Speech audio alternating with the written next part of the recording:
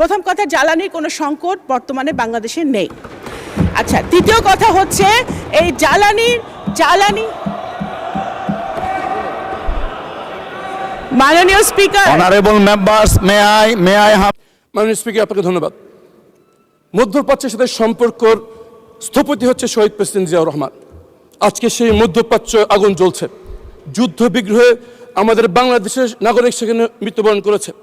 জ্বালানি সংকটে বাংলাদেশে ইতিমধ্যেই 3 জন লোকের মৃত্যু হয়েছে জ্বালানি বিক্রি বিষয়ক বিরোধ নিয়ে। আমার প্রথম প্রশ্ন, জিয়াউর রহমানের সন্তান মাননীয় প্রধানমন্ত্রী এই সংকট নিরসনে কি ভূমিকা পালন করছেন?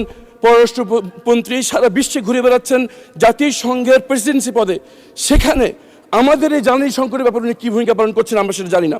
এই বিষয়ে মাননীয় বিরোধী মাননীয় সদস্য, মাননীয় প্রতিমন্ত্রী, আরেকটা প্রশ্ন করতে হবে। একটা question, you are allowed to ask one question only. Right honourable member, you are allowed to ask one question only. Thank you. মাননীয় প্রতিমন্ত্রী।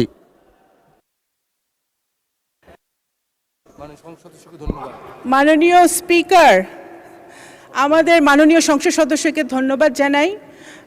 উনি বহু নির্যাতনের পরে উনি সংসদ সদস্য হয়েছেন, ওনাকে আমি সাধুবাদ জানাই।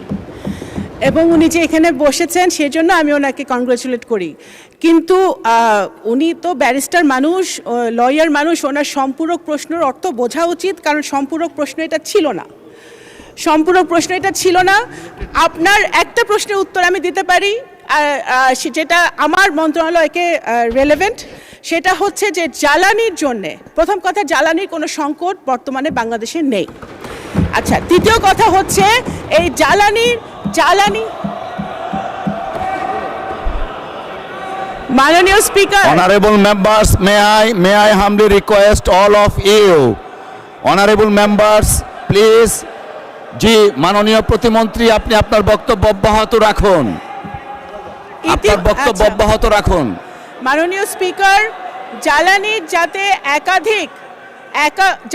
যাতে একাধিক সোর্স থেকে আমরা সরবরাহ করতে পারি, সেই জন্য ইতিমধ্যেই মাননীয় প্রধানমন্ত্রী একাধিকবার আমাদের সাথে বসেছেন। জ্বালানি মন্ত্রণালয়, পররাষ্ট্র মন্ত্রণালয়, বিভিন্ন সংশ্লিষ্ট মন্ত্রণালয়ের সাথে উনি বসেছেন। আমরা মধ্যপ্রাচ্য ছাড়াও যে সকল সোর্স থেকে আমরা জ্বালানি আনতে পারি সেই ব্যাপারে আমরা নিরলস কাজ করে যাচ্ছি এবং ইনশাল্লাহ আমরা সেটাতে সফল হব। দ্বিতীয়ত হচ্ছে আমরা প্রথম থেকে বলে আসছি, যখন এই যুদ্ধটা লেগেছে, বাংলাদেশ সরকারের একমাত্র গুরুত্বপূর্ণ কাজ হচ্ছে, ফার্স্ট প্রায়োরিটি হচ্ছে বাংলাদেশিদের যে মধ্যপ্রাচ্যে বসবাস করছে তাদের নিরাপত্তা নিশ্চিত করা। সেটা আমাদের মিশনগুলা পুঙ্খানুপুঙ্খভাবে 24/7 কাজ করে তারা করে যাচ্ছে। এবং আমাদের যারা 5 জন মৃত্যুবরণ করেছে মাননীয় স্পিকার, দুর্ভাগ্যবশত 5টি ভাইকে আমরা হারিয়েছি, তাদের 2 জনকে মৃতদেহকে আমরা সফলভাবে বাংলাদেশে আনতে আমরা পারতে পেরেছি। কারণ এখন সিচুয়েশনটা বুঝতে হবে, বাংলাদেশে ওই মধ্যপ্রাচ্যে অনেক কমপ্লিকেটেড সিচুয়েশন বিরাজ করছে। কখন কোথায় যুদ্ধ লাগে আমাদের বাংলাদেশিরা তখন নিজেরা বুঝতে পারে না। সুতরাং এর মধ্যে আমরা কিন্তু আনতে পেরেছি এবং 186 জন বাংলাদেশিকে নিরাপদে ইরান থেকে, তেহরান থেকে IOM এর সহযোগিতায় আমরা বাংলাদেশে ফেরত এনেছি একটি চার্টার্ড বিমান ফ্লাইটের মধ্য দিয়ে।